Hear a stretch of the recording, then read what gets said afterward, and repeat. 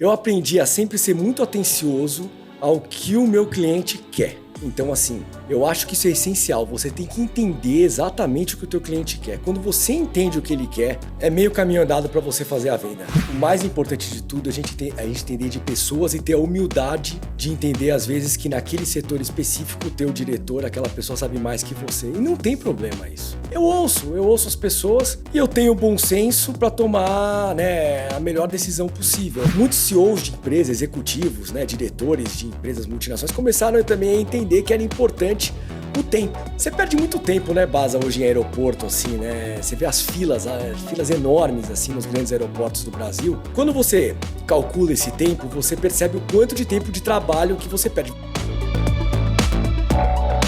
Esse podcast é um oferecimento da BMW, líder em mobilidade premium.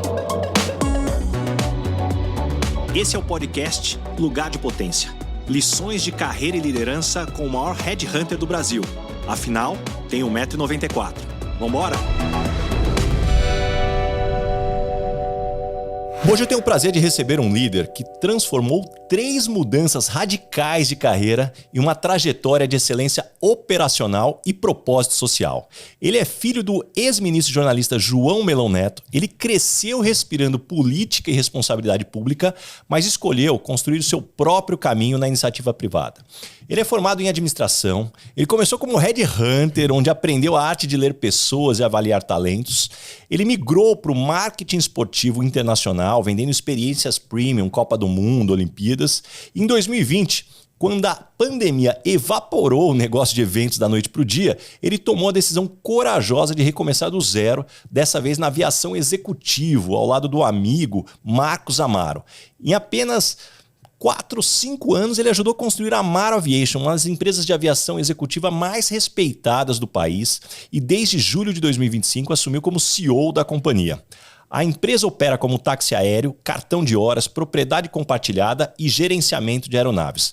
Mas o que o seu currículo não conta é que eles são a única empresa de aviação executiva do Brasil com parceria oficial para transporte gratuito de órgãos, onde já salvaram algumas vidas, incluindo uma criança de 2 anos. Ele é casado com a Camila, pai do Gabi e do João Pedro. Ele representa uma nova geração de executivos que equilibra alta performance com responsabilidade social, provando que é possível atender a elite corporativa sem esquecer do impacto humano.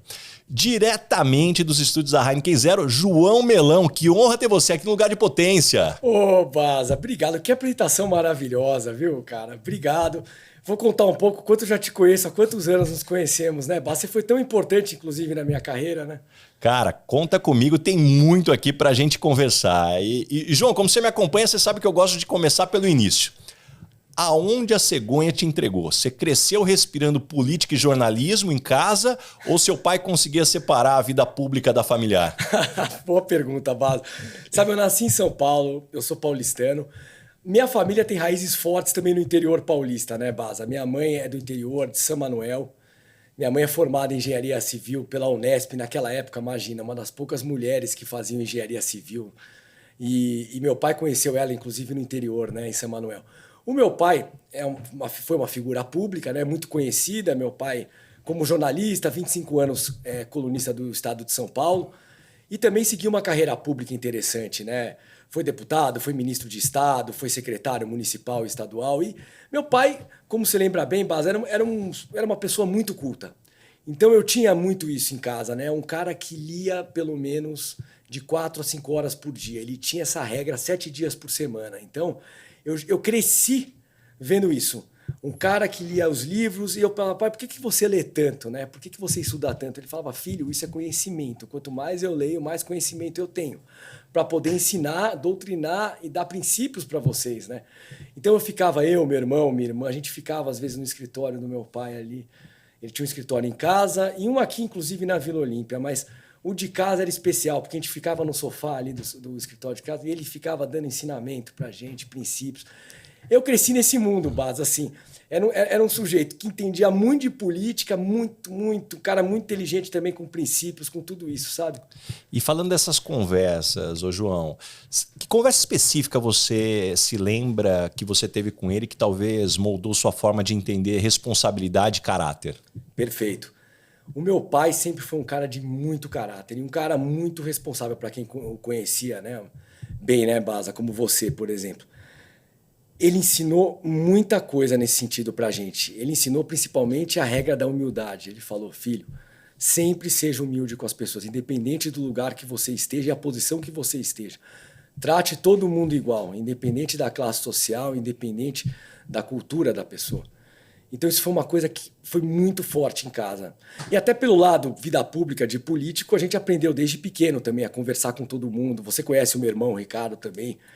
Somos pessoas muito acessíveis, né? A gente conversa com todo mundo, a gente gosta de ouvir as pessoas, independente, né? Da classe social, da carreira, da onde a pessoa... Todo mundo tem a ensinar.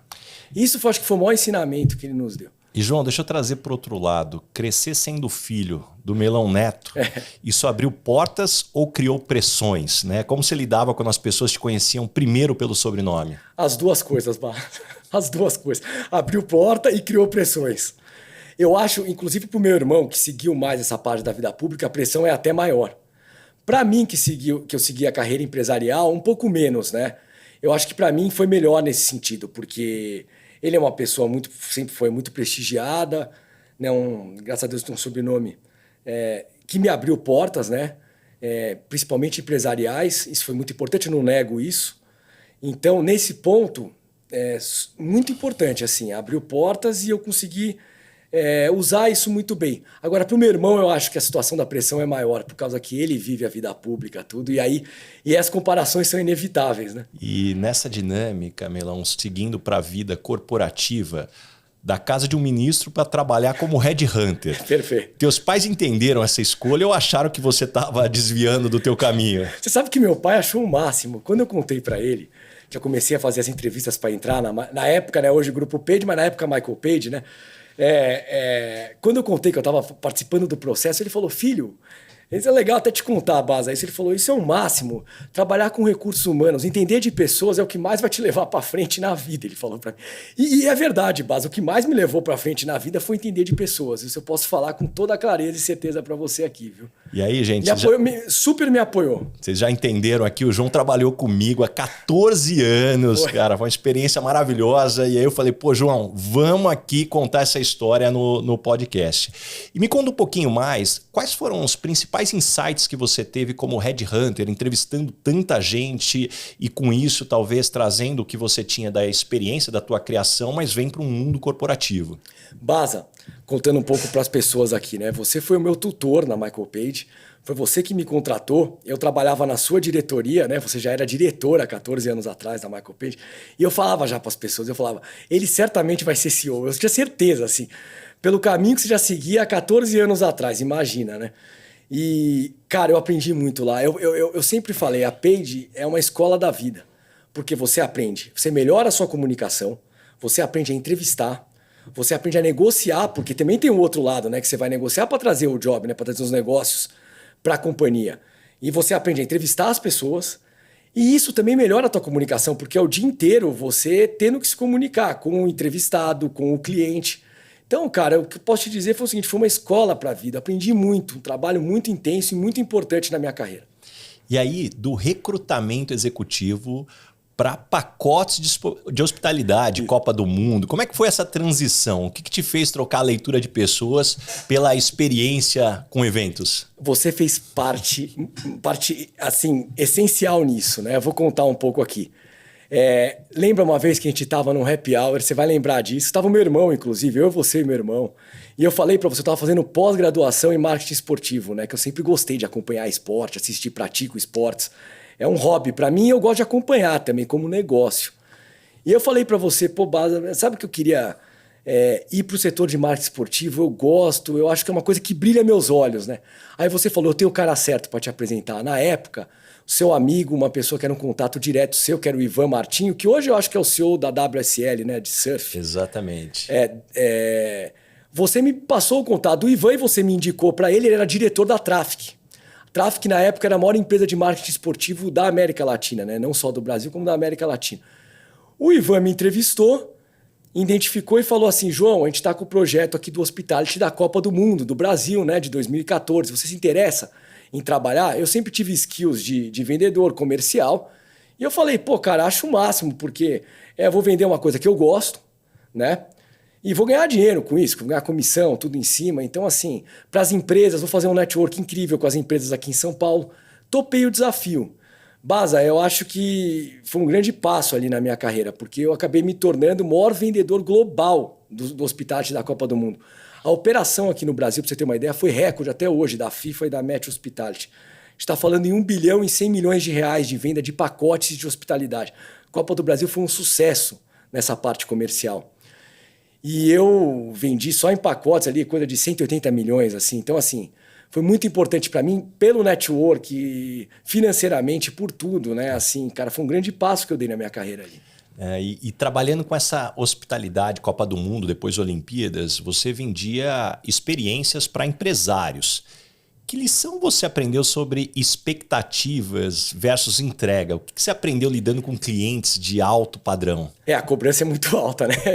Eu aprendi a sempre ser muito atencioso ao que o meu cliente quer. Então, assim, eu acho que isso é essencial. Você tem que entender exatamente o que o teu cliente quer. Quando você entende o que ele quer, é meio caminho andado para você fazer a venda. E não importa se a venda é alta, é média, é baixa, de valor muito alto. Se você entende exatamente o que o teu cliente quer e você trabalha para conseguir isso para ele, você consegue realizar a venda, né? Eu vendia muito, no caso do Hospitality, tinham 2 caminhos as empresas, né? Ou era marketing incentivo interno, pega grandes companhias, pegava, por exemplo, a equipe de vendas e falava, os maiores vendedores vão para a final da Copa do Mundo. Aí o cara vendia tudo possível para poder realizar esse sonho, né? De ter um ingresso ali da semifinal ou da final da Copa do Mundo. E também empresas que faziam relacionamento com clientes, que é muito importante, né? Então, pegava os clientes, tudo, vou presentear vocês com o pacote de hospitalidade, que aí já vinha tudo junto, né? Vinha um ingresso pro jogo que ele queria ir, o catering, a passagem aérea, o hotel, a estadia, eu já vendia todo o pacote, tudo junto para o cliente para dar a solução completa para ele. E dentro dessa dinâmica, puxa, Copa Rússia 2018, Olimpíadas de Tóquio, você vivia entre fusos horários, cultura diferente, logística complexa. Como é que talvez isso moldou tua capacidade de gestão de operações que talvez até hoje você leva aí de lições até hoje? Nossa, Baza, mudou muito. Você tem uma ideia? Eu tinha empresas, por exemplo, eu me lembro até de uma específica, um grupo grande chinês, que comprou muito Hospitality comigo aqui, o escritório, aqui, a representação aqui no Brasil, né? Principalmente da Copa de 14 e dos Jogos Olímpicos do Rio em 2016. Como o valor era muito alto, quem aprovava era o board lá, era a diretoria, né, lá na China. Então eu era obrigado a fazer, às vezes, as videoconferências em inglês de madrugada, cara. Porque é o horário deles, né? Então, às vezes eram 2h30 da manhã, 3h30. Cara, você aprende, né? Você se molda pro cliente. Eu falo, claro, não tem problema nenhum, né? Então, o que eu fazia? Eu trabalhava durante o dia, saía um pouco mais cedo, aí eu já descansava e ia dormir por volta de 7 horas da noite, acordava lá o despertador 2 horas da manhã e já ficava lá esperando para fazer ali o call, a videoconferência com o grupo. Porque eles eram os decisores, eu tinha que me moldar para fazer a reunião e fechar o negócio, né? E sabe o que foi bom, Baza? Porque na Copa do Mundo de 14 eu construí um network com as empresas que eu já sabia quem eram os decisores de cada empresa e as empresas que realmente compravam e as empresas às vezes que queriam entender, mas não fechavam o negócio. Então isso virou um negócio para mim, porque seguidamente nós fizemos Jogos Olímpicos aqui. Isso foi impressionante, porque o Brasil, você imagina, você ter Copa do Mundo e Jogos Olímpicos seguidamente, eu acho que só os Estados Unidos eu me lembro de ter isso com a Atlanta, Copa do Mundo nos Estados Unidos em 94 e Atlanta, Jogos Olímpicos em 96, né? Então foi um privilégio para o nosso país você ter os 2 maiores eventos do mundo seguidamente. E, cara, eu consegui me aproveitar muito bem disso, porque eu já tinha uma carteira pronta de clientes. Quando eu fui para os Jogos Olímpicos do Rio 2016, foi só aplicar o network, a carteira que eu tinha, eu já sabia quem eram os decisores, tudo, então foi muito mais fácil. E eu consegui também ser o maior vendedor global dos Jogos Olímpicos Rio 2016, porque eu já tinha a carteira, né? Aí foi mais fácil, porque eu construí tudo isso na Copa de 14. E isso virou um negócio para mim. Porque saiu das Olimpíadas de 2016, eu falei, agora eu vou fazer o Hospitality Copa Rússia 2018. Depois da Copa Rússia 2018, termina, vamos para Jogos Olímpicos Tóquio 2020, que aí vem uma história interessante que eu vou te contar aqui também. Então já vamos para ela. Já vamos emendar, Era o meu negócio. Então, Copa do Mundo, 16, aí Copa da Rússia 2018, fui para os Jogos Olímpicos de Tóquio 2020. Isso mudou minha vida, porque comecei a vender os pacotes, normal, né? Já tinha, como eu te falei, a carteira. Cara, deu lá a pandemia, né? Em 2020, em março de 2020, quando estourou aquilo tudo. Aí você imagina, pro meu negócio, acabou a brincadeira. Porque assim, eu vendia pro público, né? Era pro público para ir para nos estádios. Então, assim, o que eu vou fazer? Eu falo assim, né? Comecei a devolver os pacotes, tinha cláusula em contrato ali, né? Então, foi uma fase muito difícil para mim em 2020, porque eu tive que entregar de volta para os clientes que eu já tinha vendido de pacotes, porque os Jogos Olímpicos de 20 foram cancelados. E a história que tinha no momento ali é que assim, vai adiar para 2021, para julho de 2021, só que vai ser sem público. Aí eu falei, bom, então foi ali que eu repensei, Baza. Ali foi uma mudança de chave na minha vida, porque e ao mesmo tempo, né, teve o falecimento do meu pai em abril de 2020. Então, assim, ali foi uma grande porrada que eu tomei da vida, né? O meu negócio que estava indo muito bem. Zerei o faturamento, não tinha perspectiva de quando eu ia voltar a fazer isso novamente. E nesse meio tempo também o meu pai acabou falecendo. Não foi pela Covid, foi por meu pai tinha diabetes, né, muito avançada, piorou e acabou falecendo. E aí foi um momento que eu tive que refletir muito e pensar que rumo que eu ia tomar, o que fazer, né? E aí nesse ponto, puxa, você já tinha mudado de carreira. Pois é. Você era headhunter, foi para o marketing esportivo. Isso. E aí eu sei que no meio da crise, o Marcos Amaro te liga com a ideia de abrir uma empresa de aviação. Me conta um pouquinho mais como foi tua primeira reação. Foi... Meu amigo enlouqueceu ou essa é a minha chance? Olha, Baza, foi muito interessante essa história, porque o Marcos Amaro é meu amigo desde a época de colégio. Nós somos amigos há 25 anos, tá? Então a gente sempre foi trocando ideia, conversando, e ele brincava comigo, desde a época de colégio, faculdade, ele brincava. João, nós vamos ser sócio um dia e nós vamos abrir uma empresa, hein? Ele falou, pô, com o maior prazer ser teu sócio, cara, mas o que nós vamos abrir? Ele falou, não, aí tem que ser uma coisa, pô... Olha, né, o que meu pai fez, tem que ser no setor de aviação, mas eu sempre levei isso muito na brincadeira. Eu sempre fui, Baza, um amante da aviação, mas eu nunca imaginei trabalhar com aviação. Eu era um amante, comprava as revistas, via as fotos, lia sobre o mercado, mas assim, eu realmente nunca me imaginei trabalhando com aviação. Mas era entusiasta, então eu sempre conversava com ele sobre isso. Cara, ele me liga em 2020 e ele fala, chegou o momento. Lembra aquela brincadeira? Ela vai virar realidade. Eu falei, não, Marcos... Olha, eu vou falar uma coisa para você. Você me chamou no momento certo. Porque, né, agora que eu tô, né, com o meu negócio parado, eu tô com tempo para desenhar esse business plan pra gente abrir essa empresa junto. Eu topo o desafio, né?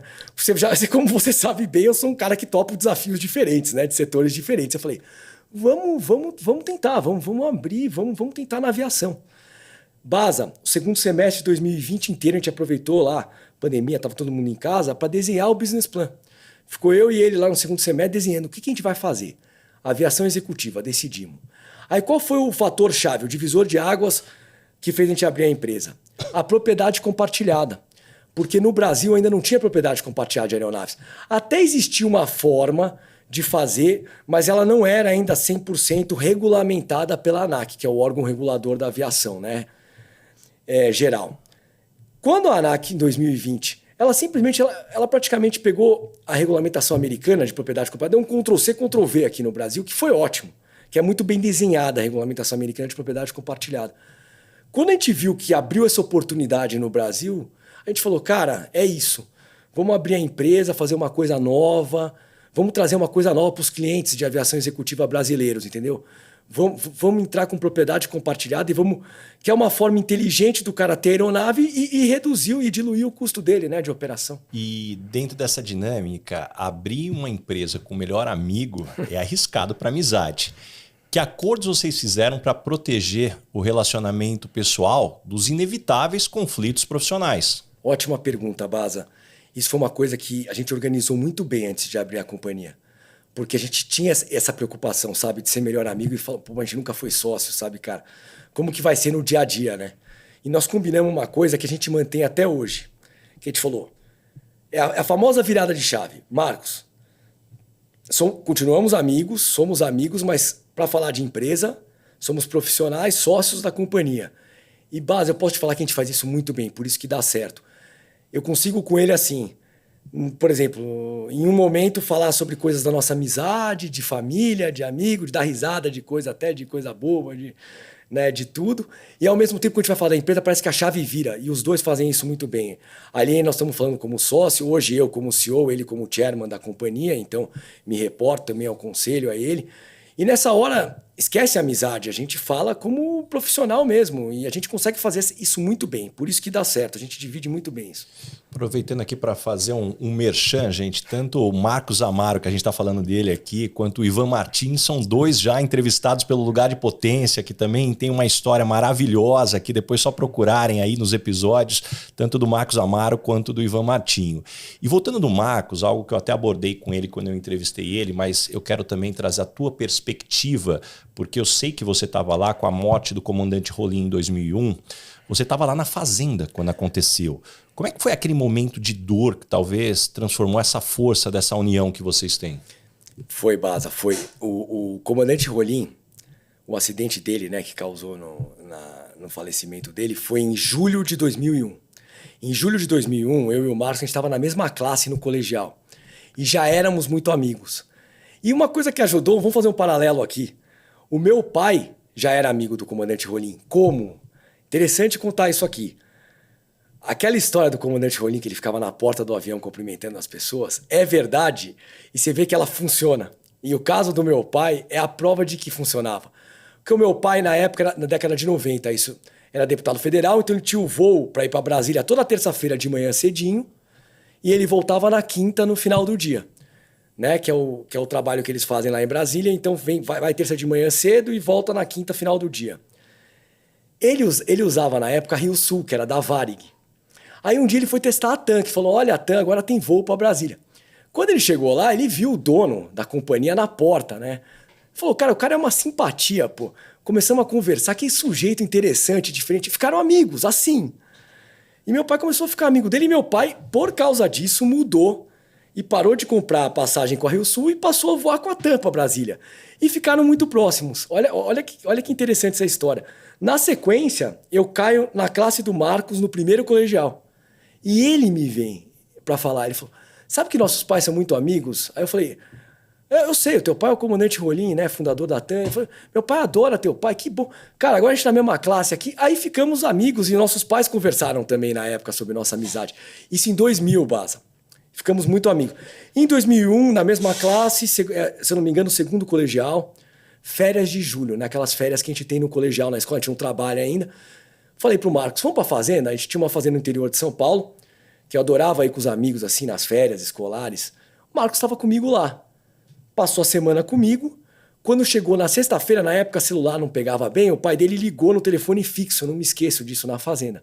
Falou, filho, você volta hoje ou não?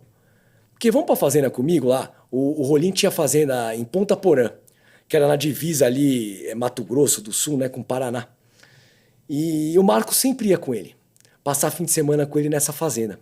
E o Marcos falou, não, pai, eu tô aqui na fazenda do Melão e cara, aquela época a gente gostava de sair à noite, né, no interior, nas baladas que tinham lá. Ele falou, pai, esse fim de semana eu vou passar com eles, vamos na semana que vem.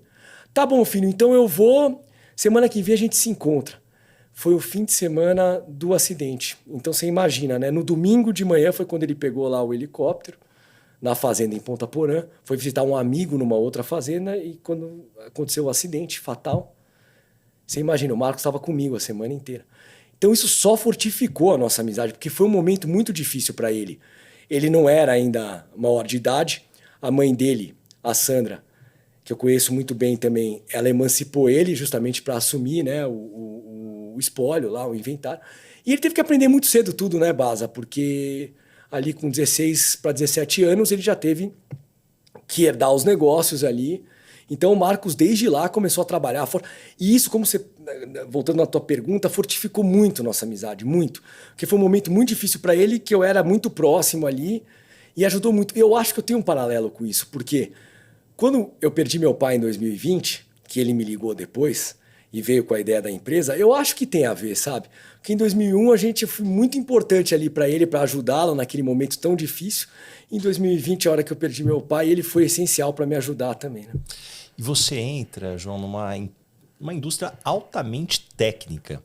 Você teve alguma síndrome do impostor entrando nessa indústria, né? Aquele momento, será que eu entendo o suficiente desse negócio para estar liderando aqui pessoas tão capacitadas? Perfeito, Baza. Eu tive que ter muita coragem realmente para encarar, porque a aviação ela tem muitos detalhes técnicos, né? E como eu te falei, eu era um amante da aviação, mas eu não tinha os conhecimentos técnicos, eu nunca tinha imaginado trabalhar com ela. Baza, o que eu fiz? Primeiro ano, quando a gente abriu a companhia, eu mergulhei nos estudos. Comecei a estudar muito. A gente começou a montar a diretoria da empresa e o conselho, eu me baseei muito ali nos conselheiros, então eu fiz muitas perguntas. O primeiro ano foi de imersão mesmo para entender o negócio. Eu preciso entender esse negócio, cara. Então o primeiro ano, que foi 2021, eu estudei muito. Em 2022 já estava outro executivo ali dentro, porque eu falei, cara, agora eu estou começando a ver como é que esse negócio funciona, né? E eu comecei a ver os desafios. A aviação é diferente dos outros setores, que eu posso te explicar melhor também. Aviação, ela tem um custo muito alto. Então, assim, a grande jogada ali é você trabalhar o fluxo de caixa diariamente, porque custos muito altos e receitas muito altas também. Então, o segredo ali é você fazer esse jogo diário no teu fluxo de caixa para deixar... E fazer uma boa gestão, obviamente, para deixar a empresa sempre no azul, né? Vamos falar assim. Né? E trazendo para a gestão de pessoas, João, como é que você lidera equipes que sabem mais tecnicamente do que você? O que você aprendeu sobre o espaço de cada um nessa dinâmica? Eu sempre aprendi, Baza, que o mais importante de tudo é a gente entender de pessoas e ter a humildade de entender, às vezes, que naquele setor específico, o teu diretor, aquela pessoa sabe mais que você. E não tem problema isso. E não tem problema. Muitas vezes eu faço perguntas para meus próprios diretores, que eu ainda... Falo, só para ter um conhecimento maior com relação a isso, eu queria entender qual que é a tua direção, tua diretriz, em cima desse ponto. Eu ouço as pessoas e eu tenho bom senso para tomar, né, a melhor decisão possível. Eu acho que vai muito em cima disso. Hoje já tenho conhecimento técnico bom, eu faço menos perguntas hoje. Mas eu fiz muita pergunta, Baza, para entender. Eu não tenho esse problema. Eu sempre tive a humildade de fazer as perguntas que eram necessárias serem feitas para tomar sempre as melhores decisões possíveis. E trazendo lá do business, você falou rapidamente, aí eu gostaria de explorar, você fala muito da gestão do caixa. Além do custo alto, é uma parte de custo em dólar, onde você não controla o câmbio, né, dentro dessa dinâmica. Você administra com base na realidade ali dentro de cada período. O que você aprendeu sobre essa dinâmica? Cara, Baza, eu aprendi que assim, você sempre tem que fazer as negociações, você não pode depender da variação do câmbio. Então, as negociações que eu faço, tanto combustíveis, seguro, que são as que tem mais variação nessa questão, que é tudo em dólar, é você já travar esse dólar ali num momento específico, fazer as renovações e fazer bons contratos, que te protegem de uma variação cambial. Esse jogo de ficar brincando com subir, vou ganhar, descer, vou perder, é muito ruim para uma empresa. Então, assim, eu acho que o segredo é você trabalhar nesses contratos e já travar no momento oportuno, porque você fica protegido da variação cambial, né? Você se envolve com as histórias, experiências e aprendizados que eu compartilho aqui em cada episódio? Então pense no efeito transformador dessas lições aplicadas na sua equipe. Conheça mais sobre a minha palestra Lugar de Potência acessando o link na descrição do episódio. Não só inspire, mas revolucione o potencial do seu time. E julho de 2025 você vira CEO, o Marcos vai para Chairman. Isso. Como é que foi essa conversa? Você pediu, ele ofereceu... Como é que você se sente assumindo o comando de uma empresa que ele ali é o cara que tinha a visão? Exato. Eu aprendi até falando também, eu aprendi muito, inclusive com ele, tá? Muitas perguntas eu fiz para ele também, porque o Marcos, embora não tinha sido ainda um empresário da aviação, o Marcos foi conselheiro da TAM, como sócio na época, né? Depois, ele chegou a ser conselheiro da TAM por, se eu não me engano, acho que foram 2, 3 anos. Então ele tinha um conhecimento muito amplo da aviação geral, né? Então foi um cara que me ajudou muito também. Ele sempre me aconselhou muito. O Marcos sempre foi um conselheiro para mim também. Então, o que aconteceu, Baza? Eu comecei ali como COO da companhia e o Marcos era o CEO. Então eu sempre fui o cara que ajudava ele, principalmente da empresa para dentro, né? Eu fazia muito que o Marcos, trabalhava muito da empresa para fora, a marca, o relacionamento comercial. E eu trabalhava muito a empresa para dentro, o relacionamento ali com os diretores, plano de metas. Baza, a gente estava já nessa configuração há mais de 3 anos. E ele sabia que eu tinha o desejo uma hora de ser, mas eu nunca cheguei para ele e falei, Pô, tá na hora de você me colocar como CEO. Foi uma coisa natural. Um dia ele me chamou para conversar e falou, eu acho que você está preparado para ser CEO da companhia. O Marcos tem uma visão de negócio incrível, Baza. Como eu te falei, por ser um cara que está em negócios desde os 16 anos de idade, ele tem 41, mas assim, ele está em negócios desde os 16. Então ele é uma pessoa jovem, mas muito experiente com o negócio. Ele sabe o momento certo. Eu falei, Marcos, eu aceito o desafio, eu acho que eu estou pronto também. Então eu vou né, virar chairman da companhia e você vai subir para CEO e você vai passar a comandar a companhia também, no geral. Aí ele me pediu um plano estratégico. Ele falou, olha, eu estou aqui na Suíça, tudo, daqui a 20 dias eu estou no Brasil. Monta um plano estratégico dos próximos 5 anos da companhia. Eu quero dar uma olhada nesse plano e aí a gente volta a conversar. Aí eu não preciso nem te falar, né, cara? Eu fiquei mergulhado nisso. Ele me deu 20 dias, ainda bem. Não... Porque às vezes o cara me dá 2 dias, 3 dias. Me deu 20 dias, eu falei, ótimo, né? Mergulhei, fiz o plano estratégico, apresentei para ele. Quando terminou o plano estratégico, ele falou, olha, se prepara. Foi no mesmo dia, cara. De manhã, eu lembro direitinho. De manhã, tive uma reunião com ele. Isso foi no começo de julho, agora desse ano. Apresentei o plano estratégico. Ele olhou para mim e falou, estou satisfeito, é isso que eu queria ouvir, é esse o entendimento que eu tenho da nossa companhia. Então, faz o seguinte, cara, vou montar a carta institucional aqui da mudança de liderança. Hoje à tarde você já chama a diretoria inteira, faz uma convocação extraordinária, que eu já vou falar que a partir aí do final do mês aí você já vai assumir como CEO da companhia. Eu falei, pô, então tá bom. Reuni a diretoria, tudo à tarde, falei, reunião extraordinária, tudo. O Marcos chegou lá no escritório e anunciou para todo mundo. Foi assim, cara. É uma baita de uma história. Aliás, gente, quem está aqui nos escutando, nos assistindo, o João, com toda essa humildade dele aqui, é um dos caras mais brilhantes que eu conheço. Porque quando o Red Hunter foi um baita de um destaque aqui na Michael Page, o cara entra no marketing esportivo, se torna o principal executivo de marketing esportivo, um dos maiores vendedores globais da FIFA, depois Olimpíadas. Onde esse cara passa, ele faz a diferença. E eu conheço um pouco dos bastidores, escutando do Marcos aí, o trabalho fantástico que você vinha fazendo. E como eu sei que você estudou muito desse mercado, eu quero agora traçar o lado histórico, porque me ajuda a entender melhor esse mercado, porque até a década de 2000, a aviação executiva era vista com aquela coisa, ultra ricos, ou uma questão até de ostentação. O que mudou na percepção da sociedade brasileira para a gente chegar hoje ao ponto de entender como ferramenta de negócios? Perfeito, Baza, mudou bastante. Como eu te falei, você vê que em 2020 a propriedade compartilhada entrou no Brasil. Isso fez a diferença para a aviação executiva começar a ficar mais viável financeiramente para as pessoas, né? E eu acho também que no campo profissional, muitos CEOs de empresas, executivos, né, diretores de empresas multinacionais começaram também a entender que era importante o tempo. Você perde muito tempo, né, Baza, hoje em aeroporto, assim, né? Você vê as filas enormes, assim, nos grandes aeroportos do Brasil.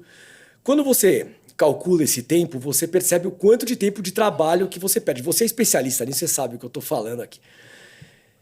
E aí, o que aconteceu? A aviação executiva ela começou a criar novos produtos que tornou ela mais viável financeiramente, como a propriedade compartilhada, como algumas empresas também que fazem a venda do assento da aeronave.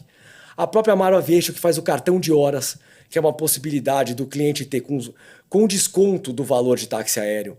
Ele compra uma quantidade de horas antecipada de horas de voo que ele vai utilizar no período. Exatamente. Então ele compra uma quantidade antecipada, eu dou um desconto para ele. Que o preço cheio é o preço do táxi aéreo, que é ponto A a ponto B. Se ele compra o cartão de horas, ele me antecipa, né, esse valor do cartão, eu dou um desconto para ele na hora de voo, que vale muito a pena. Ele vai lá e compra 30 horas, por exemplo, comigo do PC-12, que é uma aeronave turbo-hélice que eu tenho lá na companhia, que nós temos na companhia.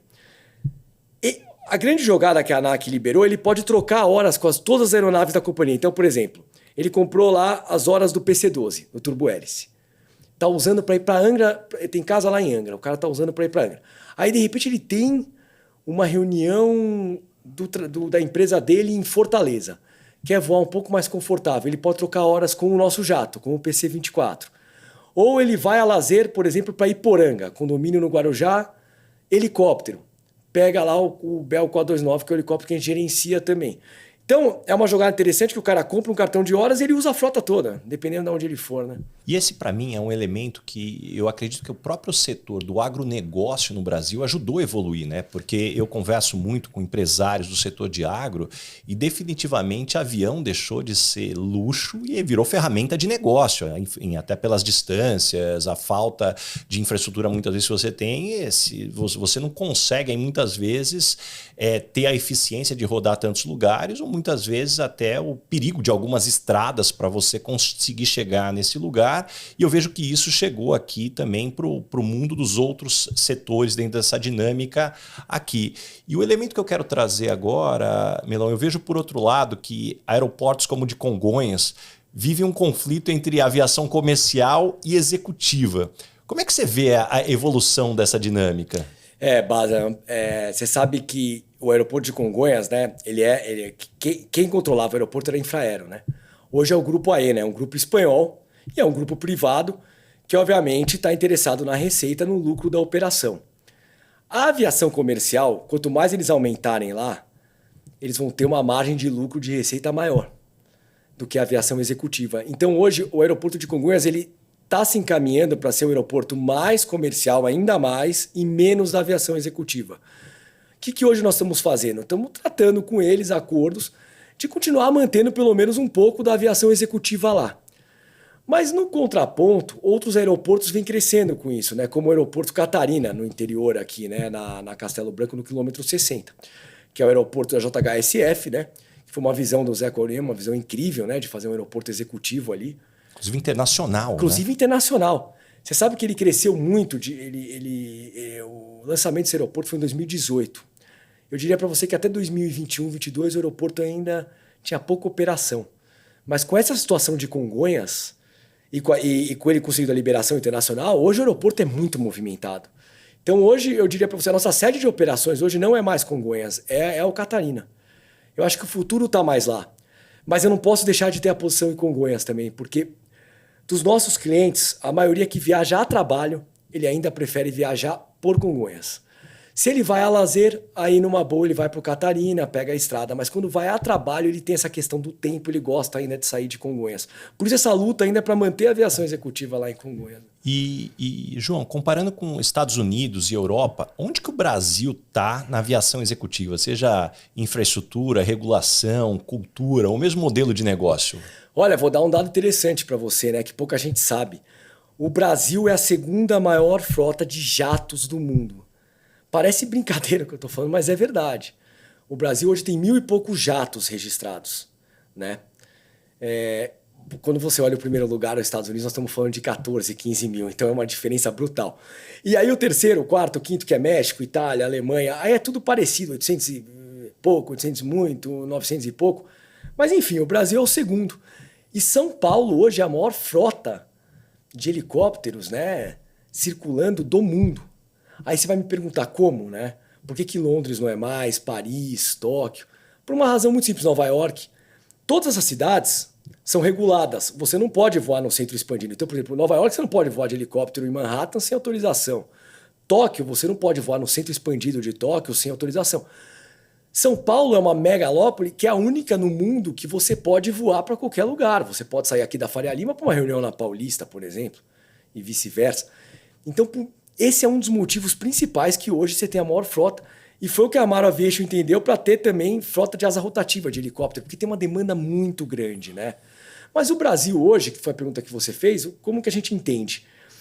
No mercado de propriedade compartilhada, Europa e Estados Unidos muito avançados. O mercado brasileiro ainda patina um pouco com relação a isso. O cliente não só brasileiro, o cliente latino, ele ainda tem um pouco de dificuldade de entender essa coisa de ter uma parte da aeronave. E às vezes o cara tem uma parte da aeronave e se sente dono dela inteira, entendeu? Então é um processo ainda que tem que se trabalhar melhor ainda aqui no Brasil. Mas ele está caminhando bem, está progredindo. Porque o futuro é isso, é você compartilhar. Olha as empresas hoje que compartilham de tudo, né? Basa, casa, carro, enfim, uma série de coisas, né? Então, na aviação, Estados Unidos e Europa está muito avançado. A gente continua apostando muito, que é um trabalho que a gente está fazendo no Brasil, né? Que está caminhando aos poucos, mas que vai consolidar, sim, a propriedade compartilhada aqui dentro do Brasil. João, na aviação executiva, um funcionário mal-humorado pode arruinar a experiência de um cliente VIP. Como que você treina a tua equipe para manter essa excelência, considerando que as pessoas também têm seus dias difíceis? Perfeito, Baza. Você sabe que isso vem da cultura até, inclusive, do pai do Marcos, né? E o Marcos tem isso no sangue, que é uma coisa que desde que a gente abriu a companhia, ele bate firme nessa tecla. Nós temos que atender sempre o cliente da melhor forma possível. Então, isso é uma coisa que a gente trabalha muito dentro da organização. Principalmente as pessoas que estão no front, né? Tripulação, serviço de concierge, área comercial. Toda essa turma, ela é muito treinada e muito trabalhada para atender o cliente da melhor forma possível. Claro que existe dias de muita pressão, de mau humor, mas, Base, eu acho que isso a gente consegue resolver com treinamentos, né? Eu acho que quanto mais a gente treina a equipe e mais eles ficam especializados nesse atendimento, não importa se tem um dia ruim ou bom, ele vai atender sempre com a mesma excelência, né? E a gente trabalha muito em cima desses treinamentos. Eu acho que esse é um dos segredos. E, João, entrando em algumas curiosidades desse setor, quanto tempo demora para preparar um voo desde a ligação do cliente até a decolagem, né? Talvez qual que é o prazo mais apertado que vocês conseguem cumprir? Olha, Base, eu já cheguei a fazer voo com pedido 3 horas antes, assim. Aciona a tripulação, pega o carro, vai para o aeroporto. Aciona a equipe de concierge também para montar o catering, tudo como o cliente quer, né? Porque assim, como é que funciona o processo, né? O cliente sempre fala com a área comercial. A área comercial passa por uma área que chama CCO, que é o Centro de Controle Operacional da companhia. É a coordenação do voo. Essa área é o coração ali, é muito importante, porque o comercial passa, olha, voo tal. Aí eles já fazem os cálculos de tripulação, piloto tem questão de regulamentação, de horário também. Já fazem todos os cálculos. Se bateu tudo, tá tudo certinho, já convoca a tripulação. Convoca a tripulação vai para o aeroporto. Nisso a coordenação já convoca a equipe de concierge. Olha, cliente tal vai. Geralmente já tem um relatório do que o cara gosta, restrição alimentar. Se for um cliente novo, já liga para ver o que ele quer. Já monta tudo isso aí. Eu diria para você que com 3 horas antes, hoje a Amaro Aviation tem um nível que com 3 horas antes o pedido consegue ser realizado, cara. Mas a gente apanhou nisso, viu, cara? Eu diria para você assim, você tem que ter uma empresa muito bem estruturada para atender com 3 horas de antecedência. É muito apertado. E falando desses atendimentos tão específicos, João, dá um exemplo para a gente desse atendimento, talvez qual que é o pedido mais inusitado que um cliente já fez e vocês foram capazes de atender? Eu acho que comida às vezes, né? Assim, tem cliente às vezes que gosta assim, eu quero, sei lá, eu quero comida asiática do restaurante X. A gente vai atrás. Se ele pediu isso, a gente tem que atender. Então, aí é um grande desafio, porque a equipe de concierge tem que correr no restaurante que ele quer, pedir a comida, ela tá fresquinha para levar. Aí, às vezes, tem que esquentar rápido. Então, assim, Baza, tem que ser muito bem treinado, tem que ter muito processo para poder realizar. Mas eu acho assim, de pedidos, eu digo para você assim, fora do menu, assim, você sabe que é pouco, não tem tanta coisa, não. Às vezes, eu acho que uma bebida diferente. Por exemplo, teve um cliente nosso que pediu, por exemplo, não é muito comum, né? Tequila com um copinho de shot para tomar.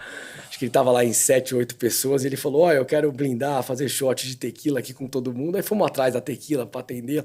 Tem essas coisas, né? Às vezes. E João, pensando agora sobre esses pedidos, muitas vezes você também tem um lado de lidar com uma situação de falar também não, né? Qual que é o protocolo para situações que talvez podem comprometer a segurança do voo? Perfeito. A gente tem algumas regras que a gente não abre mão, né? Que o nosso diretor de operações coloca para a segurança de voo, né? Então tem lá todo um processo que a gente avisa o cliente, isso pode, isso não pode. Caso o cliente, mesmo assim, ele leve alguma coisa que não possa, aí cabe ao comandante, né, do voo alertar ali, falar, olha, isso eu não posso deixar aqui com você. Geralmente objetos de vidro, né, por causa da decolagem, tudo para cair, pode cortar, pode ter um acidente ali. Então aí o comandante recolhe, põe na cabine e fala, eu te devolvo quando a gente, né, aterrissar, quando estiver em solo, já em segurança, eu te devolvo. Mas a gente orienta muito a tripulação também a ficar de olho. A gente já passa as regras, mas mesmo se alguma coisa escapa da regra, o comandante está ali para olhar também, para orientar, né? Tem um lado muito bacana de vocês, que eu sou super fã, João, que vocês gerenciam uma empresa de luxo que transportam órgãos gratuitamente. Conta mais desse projeto e como conciliar isso, né? Decisões comerciais com esse propósito social, sem comprometer nenhum dos dois. Pô, que bacana, Baza. Obrigado pela pergunta e pelo espaço para poder falar sobre isso, que tanto eu quanto o Marcos, acho que a companhia inteira, né? Todos os nossos colaboradores hoje têm um orgulho de falar sobre isso. Baza, a gente tem um contrato com o governo do Estado de São Paulo, a Secretaria de Saúde do governo do Estado de São Paulo, no qual a gente se prontifica a realizar um voo por mês, no qual a gente faz o transporte para o transplante de órgãos. Por que isso é tão importante na aviação, Baza? Porque eu não sei se todo mundo tem esse conhecimento, mas quando você vai fazer um transplante de órgão, quando você vai lá, por exemplo, vamos supor que um cara está aqui no incórpio, no coração, e vai tirar de uma pessoa que infelizmente já faleceu em Barretos, por exemplo. Tem um tempo do momento que você tira dessa pessoa para trazer para operar, né, a pessoa transplantada. Se passar esse tempo, não funciona mais, você nem pode mais fazer a operação. Então, às vezes, de carro não dá tempo de você fazer essa locomoção. Por isso que a aeronave é tão importante, tão essencial para salvar vidas, para ajudar a salvar vidas. Sabendo disso, eu e o Marcos fechamos esse acordo com a Secretaria de Saúde, né, o governo do Estado de São Paulo, no qual a gente, uma vez por mês, a gente ajuda com isso. Então, vem o pedido. Geralmente, como é que eles fazem? Os aviões da FAB atendem, os aviões comerciais também atendem, mas quando nenhum dos dois conseguem atender, aí vem esse pedido para a aviação executiva. E a gente atende isso gratuitamente. Então, quando vem um pedido desse, a gente chama Operação TROV, isso que a gente chama, né? Que é o código, né? Que a gente chama da operação de transporte de órgãos. Quando vem uma Operação TROV, a gente sempre procura priorizar a base. Você sabe que o nosso cliente entende isso. Ele entende, ele dá muito valor. Inclusive, eu acho que assim, é uma coisa que o cliente gosta de saber que a Amaro Aviation faz, né? Então, quando tem uma situação dessa, a gente sempre procura reposicionar o cliente com alguma outra aeronave. Fala, vai ter uma operação TROV, a gente vai ajudar a salvar uma vida, um coração de uma pessoa que está precisando aqui em São Paulo. É tudo comunicado, equipe comercial e cliente. Claro que se não der, eu tento alocar em outra aeronave, a gente faz o possível sempre para atender, né? Mas eu tenho esse limite, até porque essa questão de operação, de uma vez por mês. Então, até por ser uma vez por mês, eu consigo trabalhar direitinho isso aí. E, João, trazendo agora mais para o lado pessoal, você e a Camila, ambos executivos em setores de alta pressão. Como é que vocês organizam a agenda familiar com ambos com a agenda tão intensa? Baza, isso é um grande desafio, porque nós temos filhos pequenos, né? O João Pedro hoje tem 7 anos e o Gabriel, o Gabi, tem 4 anos de idade. Então tá naquela fase que você sabe bem que é um agito só, né? E os dois trabalham muito, né? Camila tá há 13 anos no Google, ela hoje é head de varejo lá dentro da companhia. É um trabalho também de muita pressão e é muito trabalho. Então, assim, esse é um desafio, porque assim, a gente chega em casa, às vezes os dois estão muito cansados, mas a gente não abre mão do tempo com nossos filhos. Então, a gente sempre tem um horário que a gente para tudo, aí a gente fala, olha, aquelas 2 horinhas que a gente vai chegar em casa, que geralmente ela é ali das 6:30 da tarde até umas 8:30 da noite, que é a hora que eles dormem, a gente não abre mão desse tempo. Essa hora eu travo tudo, ela também, e essas 2 horas a gente fica com as crianças, até elas irem dormir. E aí quando elas vão dormir, que a gente pode voltar a atender a agenda, ou trabalhar, ou fazer coisas até preparar para o dia seguinte. Outra coisa que a gente faz, que é muito importante também, toda vez que a gente acorda, a gente toma café da manhã junto com eles. E eu faço questão de levá-los para a escola todos os dias. Então eu não faço agenda tão cedo, eu faço sempre depois de levar eles para a escola. Hoje mesmo, aqui gravando o podcast, eu levei eles para a escola, por exemplo. Levo eles, deixo eles na sala de aula, cada um na sua sala, e aí eu pego o carro e de lá vou para o escritório. João, isso é muito importante, desculpa para complementar, para a gente ter também essa união de pais e filhos. E fim de semana, aí a gente procura sempre também ter uma agenda muito focada neles. E, João, eu conheço bem você, conheço a Camila também. E, pô, são 2 executivos super respeitados, aonde ela, uma executiva de altíssimo nível no setor tech, você lidando com clientes AAA. Como é que vocês equilibram dar o melhor para os filhos, mas ensinar eles sobre o valor do trabalho e da conquista? Cara, a gente tem isso muito forte, como eu te falei, isso vem da época do meu pai também. E eu sempre falo, meu pai desde pequeno procurou ensinar a gente, então a gente tenta fazer isso também com ele. Eu acho que essa cultura do trabalho está muito forte em casa já. Isso está naturalmente forte, porque as crianças percebem que a gente trabalha muito. Então isso eu acho que não precisa nem muito explicar, eles já entendem. Nossa, sempre fala, qualquer coisa que eu falo lá, papai, você vai trabalhar então? Você está trabalhando, papai? Mamãe, você está numa videoconferência? Você está... isso naturalmente já está muito fortificado lá com eles. O que a gente trabalha muito é a questão dos princípios e valores, né? Que rituais vocês têm, talvez, para manter os pés no chão, independente desse sucesso? Humildade, educação, como eu falei que eu tinha, então eu passo isso para eles. Humildade, educação com as pessoas, respeite todos, independente de quem é. Você tem que respeitar. Então isso para mim é muito importante. Outra coisa que eu gosto muito é essa questão da comunicação. Eu acho que a comunicação ajuda demais, Baza. Então eu procuro treinar muito essa coisa da comunicação com meus filhos, sabe? Não só com as pessoas, mas com tudo. Eu sempre falo, vocês têm que se comunicar bem porque as pessoas têm que entender a mensagem que você está passando. Isso para mim é ponto crucial assim para você ter uma carreira de sucesso, né? Procuro levar isso para eles. Muito bom, adorei, adorei, adorei. E ó, chegamos agora, Melão, no momento Headhunter. Qual que é a pergunta que você sempre faz nas entrevistas hoje para contratar alguém para o seu time? Ah, legal, cara. Você sabe que eu faço questão de fazer essas entrevistas, né? Porque assim, inclusive entrevistas para estágio na companhia, analista, como eu aprendi, eu falei, bom, nada melhor que eu, com o background que eu tenho aqui, de ajudar na entrevista. Então, não importa o colaborador que vai entrar na companhia, a última entrevista é comigo. Aos finalistas eu falo, deixa eu conversar que eu quero entender porque eu conheço disso aqui. Vamos tentar contratar o melhor colaborador possível para a companhia que tem, né? A cultura e o espírito da companhia. Base, eu faço várias perguntas, tá? Mas eu acho que uma pergunta importante para fazer é o seguinte, né? O que realmente brilha teus olhos? O que fez você vir aqui querer o trabalho aqui na Amaro Aviation? Eu gosto de ouvir isso aí. Porque é ali que eu pego realmente se o colaborador ele está realmente querendo trabalhar por uma questão de sufoco, vai de assim, levar no automático, ou realmente ele tem um propósito para entrar na companhia, sabe? E que tipo de pessoa não dá certo trabalhando com você? A pessoa que não se enquadra na cultura e nos processos da companhia. E a pessoa que... tem um outro ponto importante também, o comportamental. Eu vi até você falando isso, se você quer saber. Hoje, em nível de diretoria, né?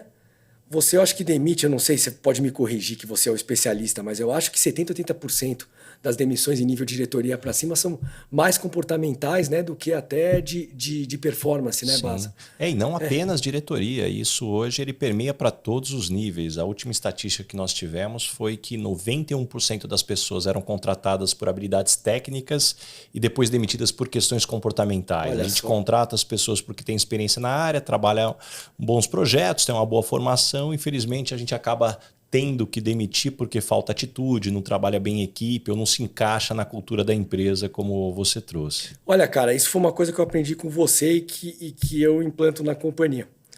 Até cargos de gerente eu olho muito a performance. Quando eu vou subir um gerente para diretor, aí a parte comportamental conta também. Eu começo a analisar como que ele está liderando a equipe dele, o que a empresa entende dele, como que está se relacionando com os outros colaboradores, com os pares dele. Tudo isso é muito importante, né, Baza? E quando as pessoas não gostam de você no ambiente de trabalho, normalmente qual é o motivo? Talvez que eu sou muito exigente. Baza, eu sou muito exigente com as metas da companhia. E eu bato muito firme na equipe em cima disso. E às vezes eu acho que eu sou repetitivo. Eu acho que isso talvez seja o fator que eles mais se irritem comigo.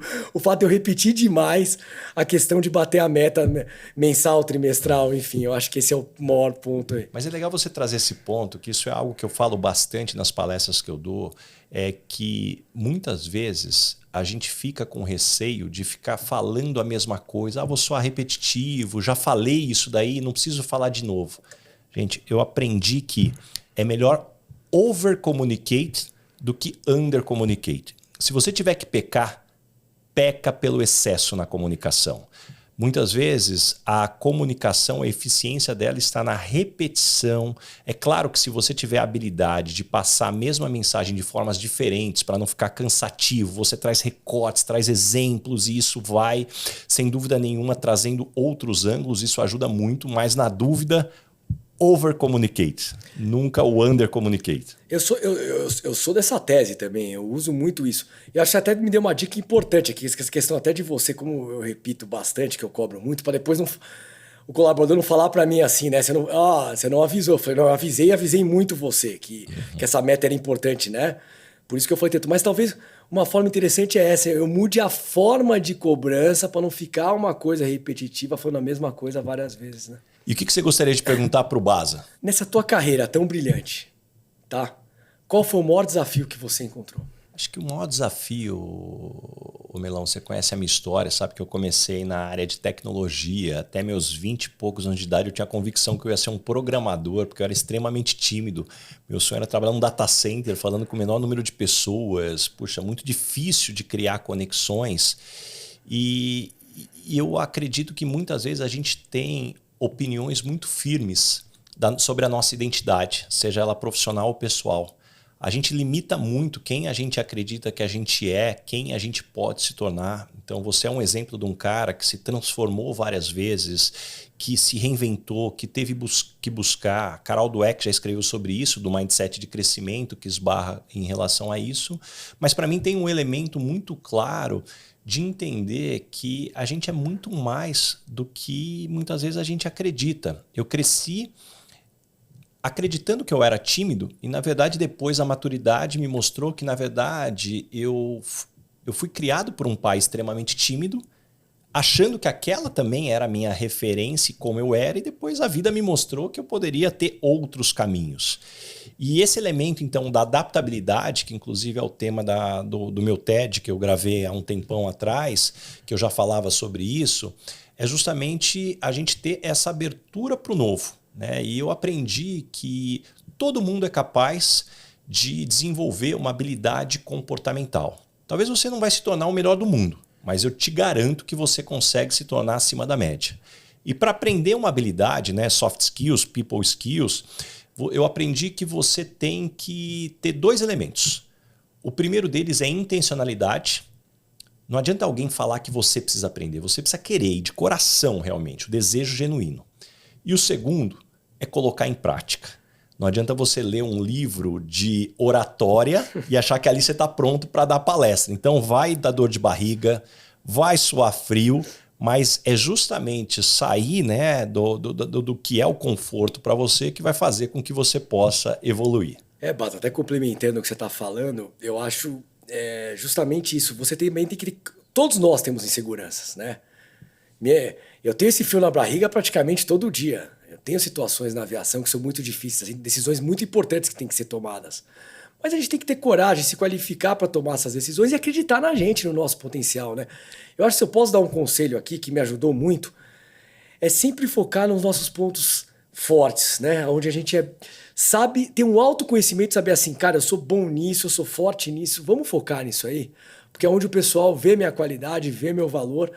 E os pontos que você tem insegurança, você ter coragem de encarar e ir para cima, né? Ter atitude, sair da zona de conforto, não é verdade?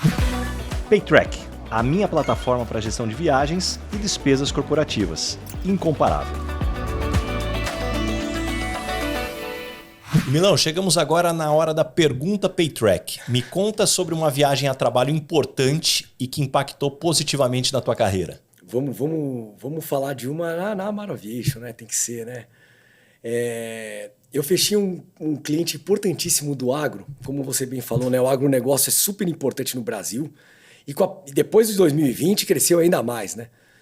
E como você falou, esse público do agro começou a ver a aviação de uma forma diferente.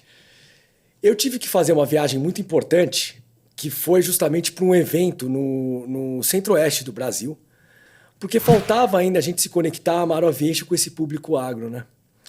Então eu levei a aeronave para lá, viajei, fizemos um evento incrível lá. E foi um evento que eu consegui captar muito cliente para trazer e levar a empresa que estava muito, vamos falar assim, uma empresa muito paulistana para esse mundo do agro e conseguir clientes novos com muito poder financeiro para a companhia, né? Então eu acho que essa viagem, eu diria para você que foi muito importante. Muito bom. E Milão, chegamos agora no momento, dona Ângela. Complete a frase. Eu sou esquisito por quê? Eu sou esquisito talvez porque eu sou muito repetitivo. E qual foi a situação mais engraçada, perrengue, que você já passou no mundo corporativo? Nossa, Baza. Eu sei. Cara, foi com você. Pô, foi na Michael Page, cara. Foi na fé. Essa é muito boa contar. Eu tenho que contar essa aqui. 14 anos atrás. Nossa, eu já sei o que você vai contar. Pode contar. Eu vou contar porque essa merece. Com certeza, disparadamente, foi o momento mais constrangedor da minha vida corporativa. Eu estava trabalhando na Michael Page com esse senhor aqui na minha frente, como diretor. E aí a Michael Page ia fazer a festa de fim de ano. Eu até falo o ano, eu sou bom de memória de data, foi 2011. A festa de fim de ano da Michael Page 2011. E aí vocês me inventaram que era uma festa fantasia, pô. Você e mais duas pessoas. Eu e mais duas pessoas. Vocês pegaram... O Diogo e o... Era o Diogo e o... Eu não lembro agora quem era o outro. Eram três. Três funcionários da Michael Page. Eu e mais dois. Mas vocês fizeram uma retórica tão boa que eu caí... Desculpa falar dessa forma. Que vai cair igual um pato, pô. E olha que eu sou difícil de ser enganado, mas foi tão bem feita a narrativa. Eu tinha certeza que era uma festa fantasia. E não é que eu chego na festa de marinheiro, fantasiado de marinheiro. A hora que eu entro na festa, tá você na frente.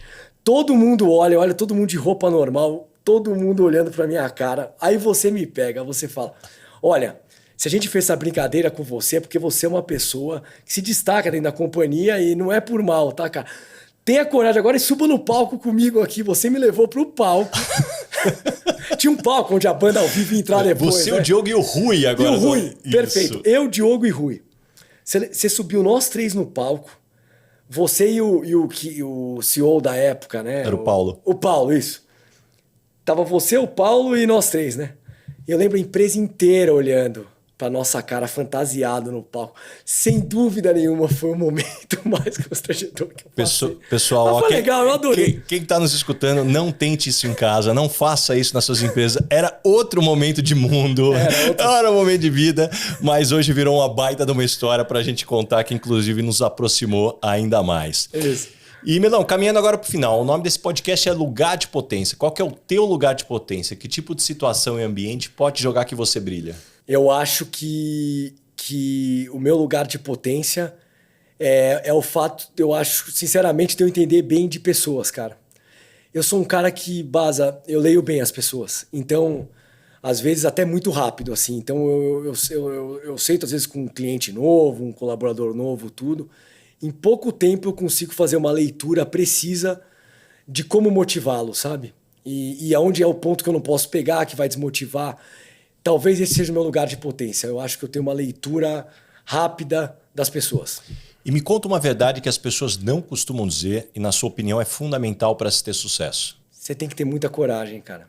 Você tem que ter muita coragem para ter sucesso. Você tem que encarar situações de frente. Eu acho que as pessoas não costumam falar tanto isso porque o medo acaba deixando a pessoa na zona de conforto e não encarando essas situações. E o que você aprendeu nos últimos 12 meses, seja em conhecimentos ou habilidades? Aprendi que a organização também é a chave do negócio. Quanto mais organizado, se você quiser crescer a tua companhia, você tem que ser muito organizado nos seus processos, nos aprendizados e com a sua equipe. E deixa algumas dicas de fontes de conhecimento. Como é que você se mantém informado e se desenvolve? Baza, por causa do meu pai, eu li livros importantes na minha adolescência. Posso citar dois aqui, né? Como Fazer Amigos e Influenciar Pessoas, do Dale Carnegie. E também O Poder do Subconsciente, do Dr. Joseph Murphy, né? Eu acho que esses livros mudaram minha vida, assim. Foram dois livros que meu pai orientou que eu lesse, na época adolescente ainda, que eu uso, eu aplico eles até hoje, sabe? Adoro, são dois clássicos, eu indico para todo mundo também. O Poder do Subconsciente é um livro Esse maravilhoso livro é fantástico. também. Olha, aliás, quem está aí escutando, assistindo o podcast, eu indico para ler esse livro, viu? É incrível mesmo. E aí, hoje no dia a dia, eu sou muito antenado nas notícias, Baza. Eu gosto muito de ler notícia, eu estou sempre antenado com o mundo, eu acho importante isso, não só para os negócios, mas até para as rodas sociais, né? Eu sou um cara que eu estou sempre antenado com o que está acontecendo não só no Brasil quanto no mundo. Leio muita notícia. E me indica 3 pessoas bacanas para eu convidar para esse podcast e ter uma conversa como essa. Um deles, o Fábio Camargo. O Fábio Camargo é um parceiro meu. Ele é CEO do Terminal BTG, foi diretor lá também do banco há muitos anos. Eu acho que é um cara interessante de você conhecer e entrevistar. Ele faz parte, inclusive, do IPO lá, né, Baza, que você é diretor também. Acho que ele é um cara interessante para você conhecer. Eu não sei se você já entrevistou uns que eu gosto de acompanhar, por exemplo, o João Adib, da Cimedes. O João, preciso entrevistar ele, ainda não entrevistei ele aqui. Cara, eu acho legal, viu, você entrevistar. É um cara muito focado, né, na questão. Eu vejo ele como obcecado na questão, né, de plano de metas da companhia, de organização de negócio. Eu acho que vale muito a pena se entrevistar. É um cara que eu acompanho também. Falando assim, de bate-pronto para você, O cara que eu acompanho muito também, que eu gosto, o Salute, né? O CEO do banco mesmo, do BTG. Acho ele um cara incrível também. Gosto da história dele, já acompanhei alguns outros podcasts. Acho que seria uma entrevista muito rica que você poderia fazer aqui também. Ótimas dicas aqui, 3 nomes fortes. E uma pergunta que eu faço para todo mundo que passa por aqui, João. O que é felicidade para você? Felicidade é você ter... Olha, para mim, né? Para mim, falar pessoalmente, tá? Para cada um. A felicidade ela é muito relativa, né? Cada um tem a sua. Para mim, felicidade é me desenvolver cada vez mais profissionalmente, é estar bem no meu centro com a minha família, com a minha esposa, com os meus filhos. Eu acho que isso é o centro de tudo, o núcleo de tudo. Quando você está bem com a tua esposa, com os teus filhos, com a sua mãe, com os seus irmãos, isso é muito importante. Esse núcleo familiar, ele é a base de tudo. E quando eu estou bem nisso, eu tô com os chakras alinhados para tocar bem o negócio e quando tudo isso está girando bem, eu me sinto feliz. Muito bom, adorei. Pra gente fechar aqui, Melon, como é que as pessoas te encontram? Que projetos que vem pela frente? Ô, Baza, olha, as pessoas podem... Olha, eu tenho acesso, cara... Você entra no site da empresa, tem meu e-mail lá. Então, todo mundo pode ficar à vontade para me mandar e-mail, para conversar comigo. Eu faço questão de ler todos os e-mails que chegam. De projetos, né? Hoje eu sou 100% focado, né? Ainda mais como CEO da companhia na Amaro Aviation. Mas eu procuro, Brasa, que eu sou agora um CEO recente, né? Mas eu procuro estruturar o que eu quero fazer agora no futuro próximo. Eu quero começar a caminhar no sentido de tentar passar o meu aprendizado para outros, não só dentro da companhia, mas para fora também, né? Então vamos ver. Tô pensando aí em projetos novos nesse sentido. Muito bom, adorei, Melão. Muito obrigado mesmo por abrir tua agenda. Adorei estar aqui contigo. Fazia tempo que a gente queria marcar essa conversa. Que bom que deu certo. Aliás, quem está nos escutando já aproveita para compartilhar esse episódio. Tem páginas de aprendizados, insights, lições que tenho certeza aqui que vão agregar para muita gente. Muito obrigado mesmo. Baza, muito obrigado. Mais uma vez falando, você também, assim como o Marcos, né, obviamente, mas você foi muito importante na minha carreira, cara. E para mim é um orgulho tá dando essa entrevista hoje aqui para você, cara. Que legal, que entrevista bacana. Obrigado. Muito bom, adorei. Obrigado.